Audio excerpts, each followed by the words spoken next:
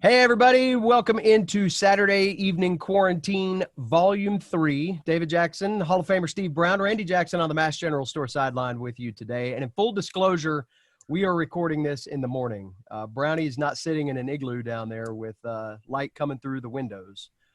This is Saturday morning for us, but Saturday evening for you. So what do you got down there? Little banquet electrolyte. I'm glad it's not Pedialyte or one of those adult beverages like Ensure or Quicken or whatever you want to call it. Do you always drink the green stuff? Yeah, kind of a thing, Randy. Okay, just checking. I like Dad. Do you have a morning/evening beverage of choice today? I do, just a plain old cup of coffee this morning. Tastes wonderful. I got you. Well, I've got the coffee as well, but I also have sponsor drop. We've got this isn't banquet beer. This is A&B Lager. We're going to get them as a sponsor. I guarantee it. Guarantee it. I thought I came with props just in case you guys were prepared today. So I see. So we got volume 3 of the show.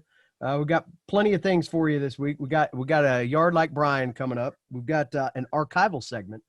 So my wife works on campus and had to do a little research this week. So she's flipping through some Appalachians from the 70s, which are gold, by the way. If you look back to some of the things that were going on in town back in the 70s, it's classic material. But she stumbled across a few things in the Appalachian sports pages that she brought to our attention. So we'll go through that, and then we got some stories. The most I think most exciting thing perhaps is we've got a way for you to contact us now. We have a Gmail address. You can send in your questions to us or thoughts, videos, whatever, to itsabanquetbeer@gmail.com. No punctuation, just itsabanquetbeer@gmail.com. Operator. How difficult was that to come up with? Not as difficult as I thought, although the chorus folks will probably shut it down before we can get the first response. But it's a banquetbeer@gmail.com. Brownie, are you going to be in charge of checking that? Yes, I will be the administrator of the account.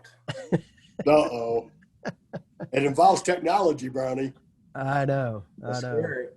Well, let's we'll jump right into it here. So I'm gonna do a little screen share with you guys. We'll get right into what we got today. We got Yard Like Brian's. We've got some good commentary again this week, guys. Folks reaching out to us about the moles, thinking that I had one person suggest that potentially the vibrations from lawnmowers tend to scare moles off. Brownie, you deal in heavy machinery.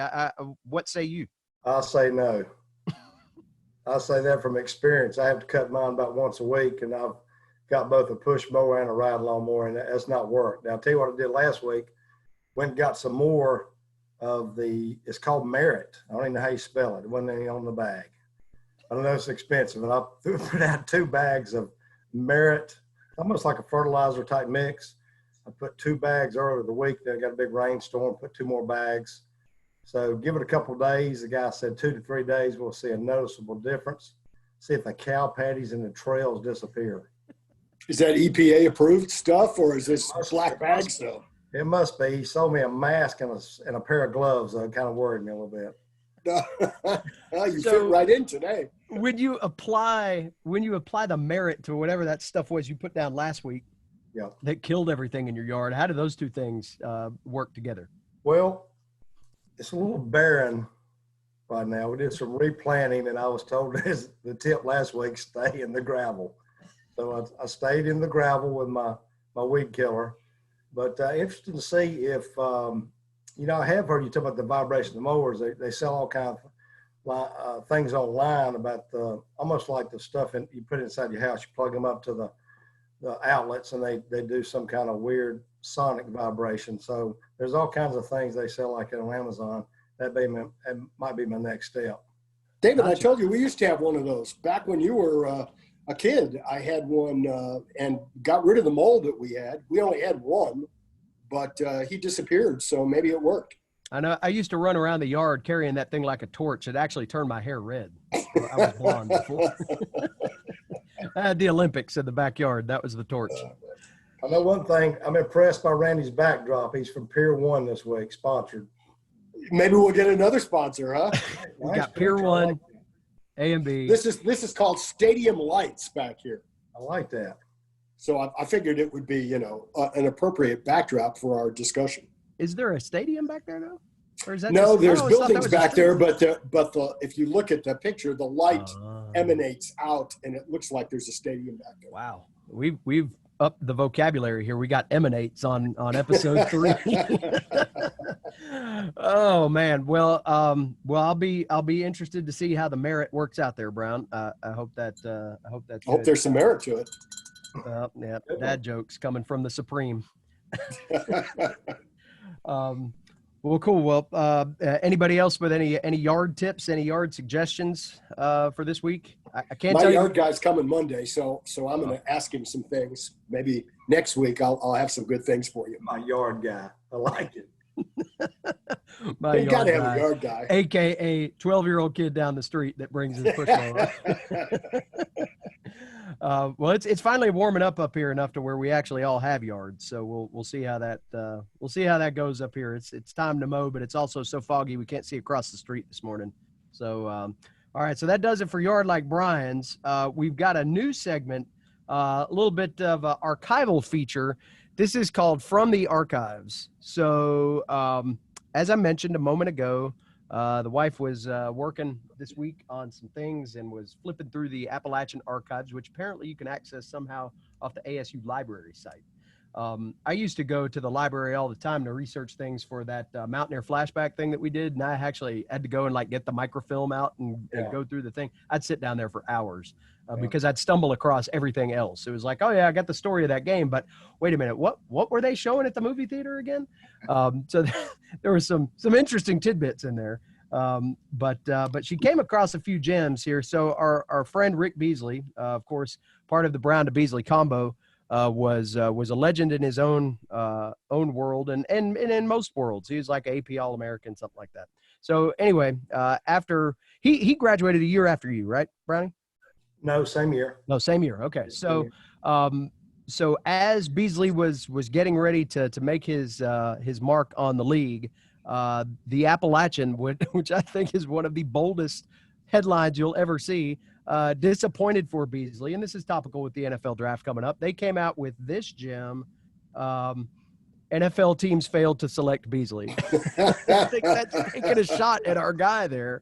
But Brown, you can regale us with some tale of this. Did he have a legit shot in people's eyes of getting in the league? I think a lot of people, he had a couple of small injuries, stayed banged up a little bit our senior year, but I think the question mark was what kind of 40 he's going to run at a pro day. And I don't even remember what he ran, but I think both of us had agents, and I ended up signing with Saskatchewan Canadian League.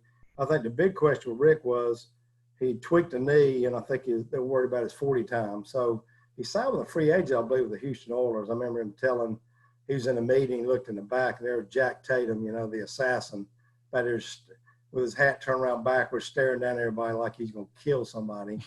And so I'm sure that was discomforting because he would knock you out.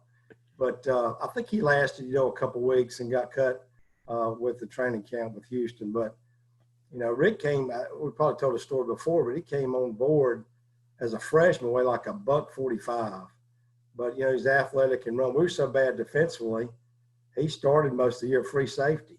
I mean, that's how bad we were defensively when we first got there. So, and then in the spring, Coach DeBerry moved him over to receiver. And that spring, he didn't drop anything. So that's kind of where his receiving career started in the spring. Now, in all fairness to him, too, back then, there weren't as many NFL teams. That's right. So, yeah. His field was limited compared to today. And I don't remember, I think now they have 7 rounds, correct?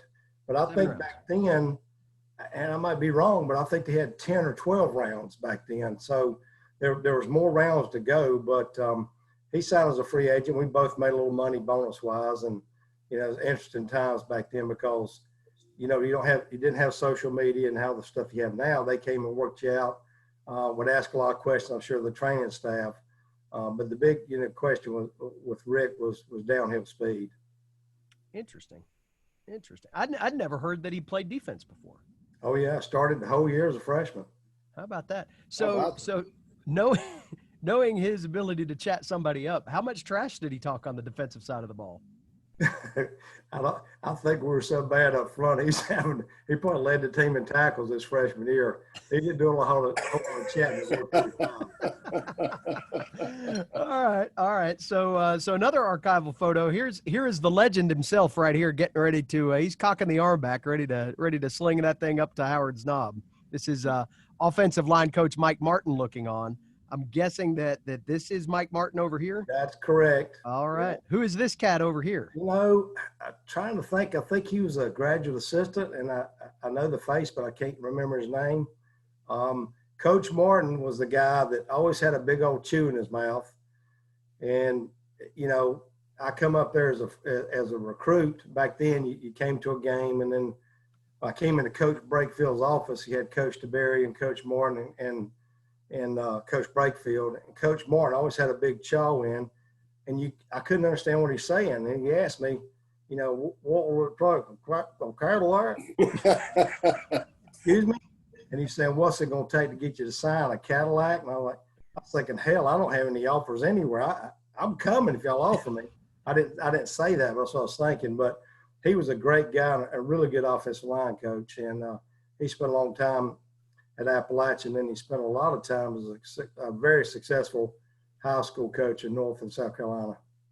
Man, when you look at that picture, Brownie, of you on the prowl, if you could, in technology today, take a Joe Burrow picture and put it right next to you, man, the form is almost exact. It's because he's got those electrolytes. I'm dropping the ball a little bit. Need to be up here by your shoulder, you know. Come on, Theismann. Where are you? All right, so we move on in the archival segment here to we got to give Beasley some props. We show that he couldn't get the knock on the NFL or not on the NFL front, but he was the 1979-1980 Southern Conference Athlete of the Year, and he ran track. I mean, he ran track. That's right. Sport athlete. You know, made a lot of all-star teams, All-American, and all-conference teams. And he had a pretty good career. I don't remember the events he ran because track, you know, was not my thing. But he had a pretty good career running for, I think it was Coach Pollock at the time. That's right. Yep. He had 20 of the 52 votes to become the first ASU player to win that honor. Now, that's a little bit misleading because App had only been in the Southern Conference for about 10 years at that time, maybe not even that much. Probably. Yeah. And, you know, there's a lot of guys from Furman and Chattanooga had really good careers in football. And so that was a really good deal for Appalachian time to have Rick. And I think after that, the year after, maybe remember Thompson UC, yep, great soccer player. I mean, I never watched soccer, but I'd go see him play. That's how good he was. Yeah. Thompson, I think may end up in the Southern Conference Hall of Fame this year. He ought to be. I mean, he was. I can't believe he's not. Oh, that's ridiculous. He's not by now. It's crazy. Yeah. All right. So we're moving on from this. And then Brownie, we have to throw you one more bone here. I like the yearbook spread. This is from the Rhododendron. All things must come to an end, with your picture up there, getting ready to get drilled. Not tucking the ball away very well either. Brett, yeah, I'm questioning your Hall of Fame form a little bit. But this was 79, 3-8 that year. It's crazy. Me and Steve Rice, good buddy of mine that we called him Monk out of South Carolina, played defensive line. We opened up. I can't remember if I think we played Wake first, who beat Georgia the week before. And we lost a close game to Wake. And then we went to Virginia Tech. And I forgot. I think we started out 0-3.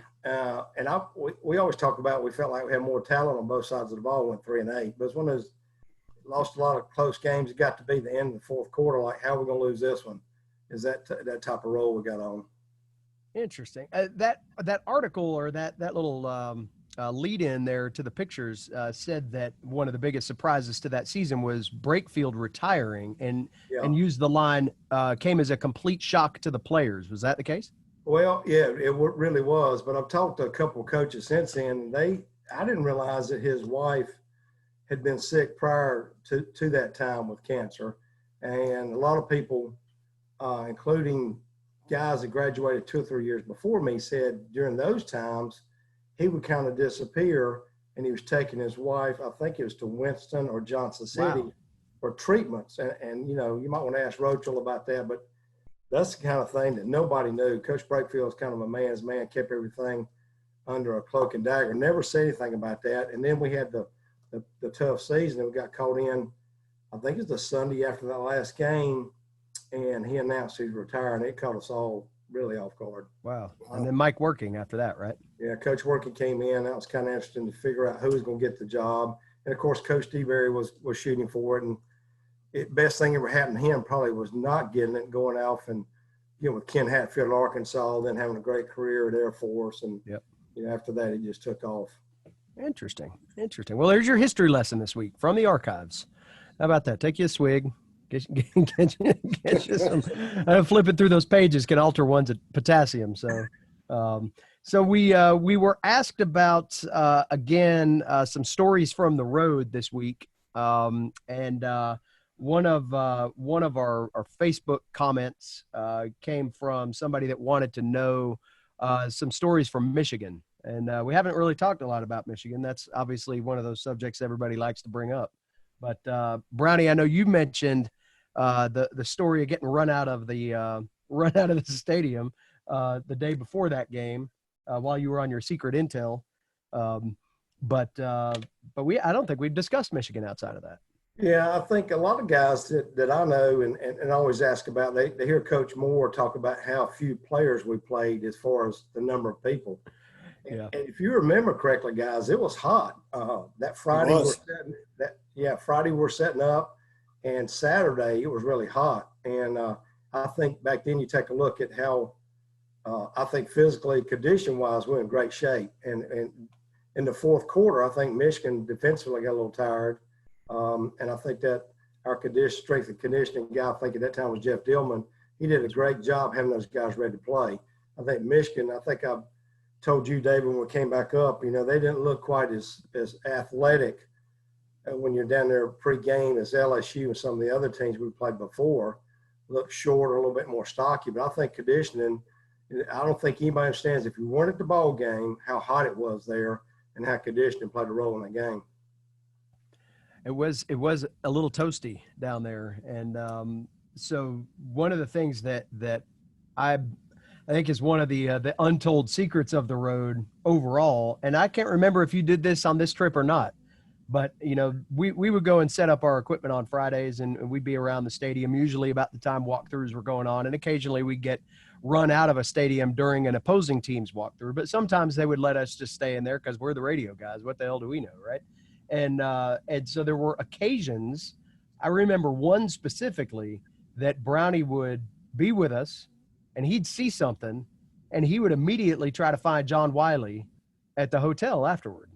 It was like we had a little spy inside the place, but there were occasions that proved to be pretty good intel. I think Georgia Southern guy is the one that comes to mind. They'd gone away from the ham bone or the wishbone, and I was trying to think of the guy that went up to Notre Dame as defense coordinator. Oh, it's Van Gorder. That's right. When Van Gorder came in, and then another guy came in at Van Gorder didn't stay long, but they kind of gone away from the option, tried to go to a pro style offense. Well, we were setting up and up in the press box, and they started going the last 2 or 3 minutes of the walkthrough. They started lining up in the wishbone in a goal line situation. So we get back to the team hotel. If you remember, Coach Wiley and Dale Jones called me. We're getting ready to go to supper, I believe. He said, "Can you come down and draw up what you saw?" So next thing I know, we're outside in the parking lot. He's got the whole 40 kids walking through plays, you know, that they can do. And I said, here's what to do. They'll arc release the tight end. They'll lead block. And there's a lot of confusion, but I think it helped us because I think in that game, they went to it a couple of times in the goal line situation. So it's one of those deals where you probably shouldn't have the radio guys there. Every coach that watches this now will stop that from happening. Mm-hmm. Their coach is watching this. It's the email address that got them. That's right. They had been looking for a banquet beer and stumbled across our it's a banquet beer Gmail address. That's right. All right. So Michigan, Dad, you got a chance to ride down the elevator with the AD. right? Yeah, it was at the end of the game, and I can't remember who was with me. And first of all, I have to say, at Michigan, from the moment we got there to the moment we left, everybody was incredibly nice. No big time, and everybody I ran into, even down on the field, was just absolutely awesome. So I'm going down the elevator. We're getting ready to leave, and the AD is in the elevator with us, and he was very nice, and we're all kind of giddy but trying to be respectful. And he looks at us and he says, "Okay, let me tell you this." He says, "You got your check, you got your win, you're never coming back." And then did a big laugh, and we all kind of snickered along with that as well. But the people there just could not have been any nicer. That's good stuff. That is good stuff. I had not heard that story until today. My favorite story from the booth, Brownie, outside of the shag carpet that was all over. This was the first trip was pre-press box renovation. Right. That thing was like they'd put that covering you put on your grandmother's couch and just pulled it up in the fall and put it back down in the spring. But there was some vintage, like Ponch and John era shag carpet on the floors and the walls in that press box, if I remember right. But there was a phone. We had a phone in our booth that was a ring down to the stats group that were downstairs and back toward midfield. We were a little bit off midfield. So they said they came in before the game and said, if you got any questions about anything, just pick up this phone and there'll be somebody that can, give you clarification on a penalty or some sort of stats thing. Oh, like, that's pretty cool. Whatever. So in the melee of the celebration of the final play and all this stuff, unbeknownst to me, I knocked the receiver off the phone.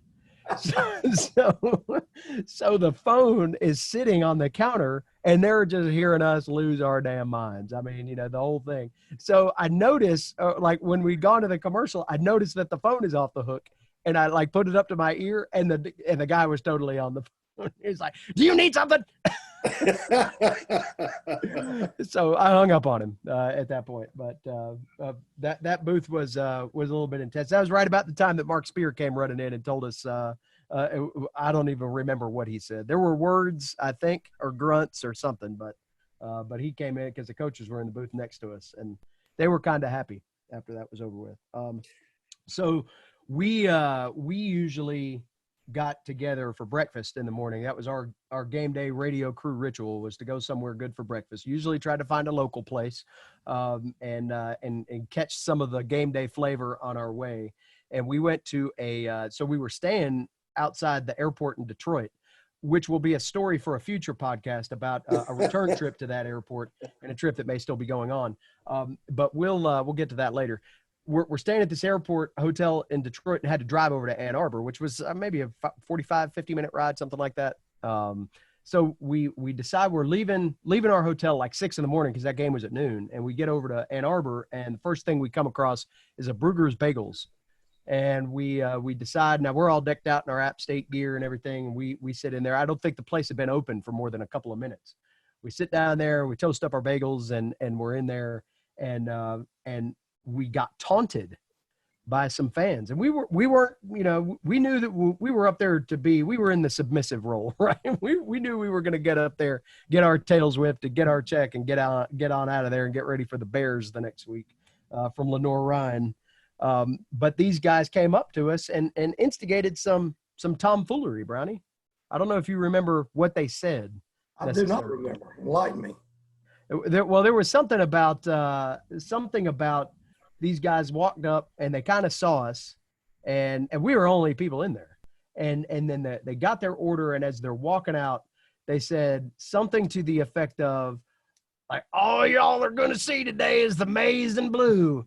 And I remember, and I don't know if this is accurate, but this is the way I remember it. I remember Brownie just as cool as a cucumber sitting there going, "Thanks, sport."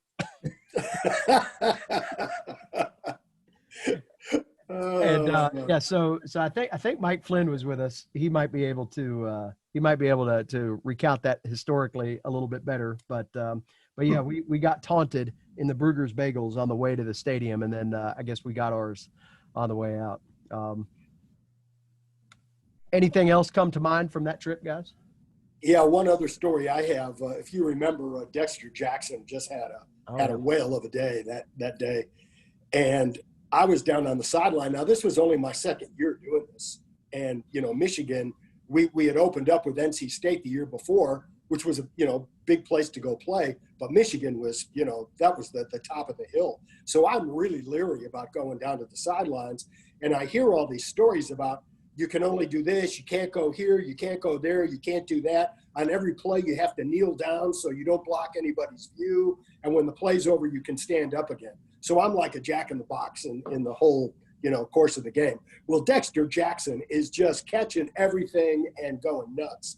And one of the times I pick to stand up, I feel a tap on my shoulder, and I turn around, and there's a guy, he had to be 6'10", and he was a Michigan State trooper.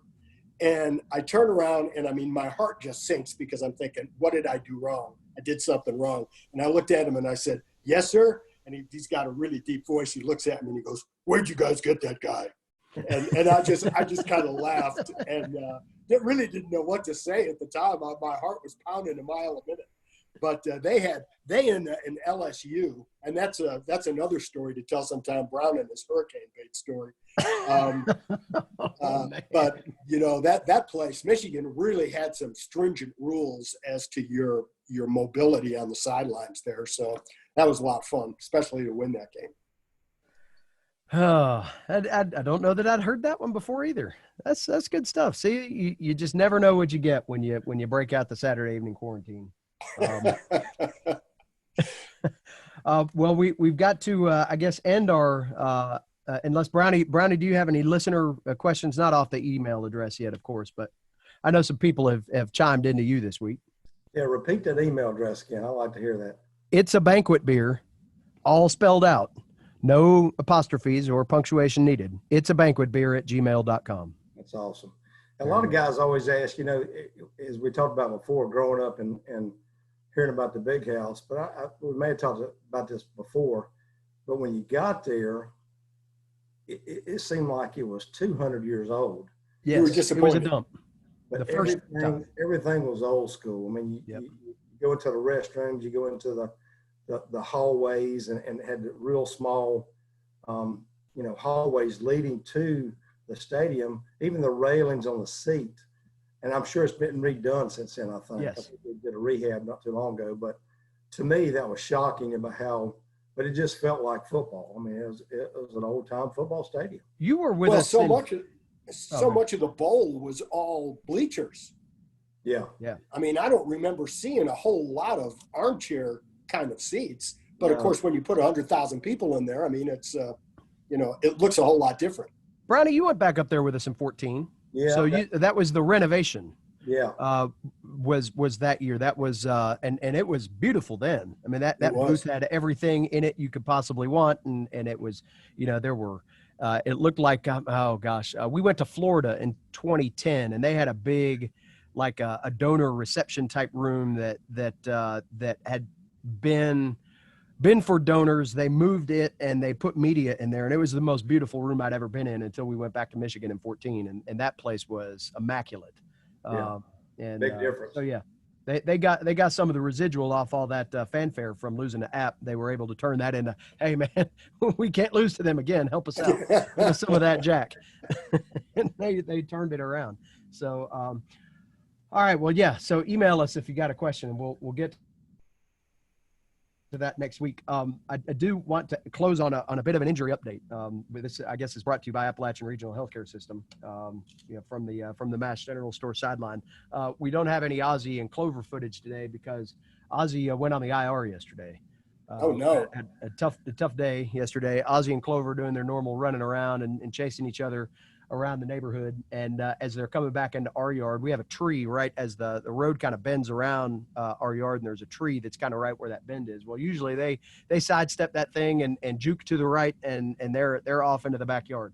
Well, Ozzie didn't get the steps right and went headlong into the tree, right into the trunk of it, and stopped on a dime. And she was running at pretty much full speed. So, kids come running in, they're distraught. They saw it happen. I was upstairs doing something for work, so I ended up running downstairs, and Leela's laying in the yard with the dog, and the dog just looks, it looked bad there for a minute. So Leela and I were talking. I was like, all right, we got to get this dog to the vet. How are we going to do that? We got to move it. And she's a big dog. She's probably about 60 pounds or so. So we're like, all right, well, let's move so we can lift her up and we'll get her into the car. Well, Leela shifts her weight to move out from kind of underneath her. And Ozzy hops up, takes off running right inside the house, just completely fine. It was like when you see a football player get their bell rung and they're laid out on the field and then they've got to hop up and be the tough guy and run off with no help. That's exactly what Ozzy did yesterday. So we put her in concussion protocol and called the vet. They gave us some things to watch for, and happy to report that Ozzy will be I think she might be a game time decision for next week, but I think as of right now, I'm going to give her the benefit of the doubt and say she's going to be a full go. Is there a place we can send her cards? It's a banquet beer at gmail.com. Okay. Any Aussie outreach that you would like to send, we'll be sure to get that. So, well, boys, anything else to throw on the QT this week? Impressed by Randy's backdrop. I'm going to have to work on my backdrop skills. I'm going to look for that next week, man. Okay. Yeah. I was going to try to get a John Deere lid this week to balance you out a little bit. I got to see if my man Marcus can get me a hat. All you got to do is call Bill Cook down there at Eggers, the Kubota and John Deere. We'll take care of it. Okay. All right. Yeah. Yep. That's right down the street from me. So I'll see if I can. You can't play without your lid, but you can't play without a quality lid. So, all right. Well, I guess that's it for this week. So email us at itsabanquetbeer@gmail.com.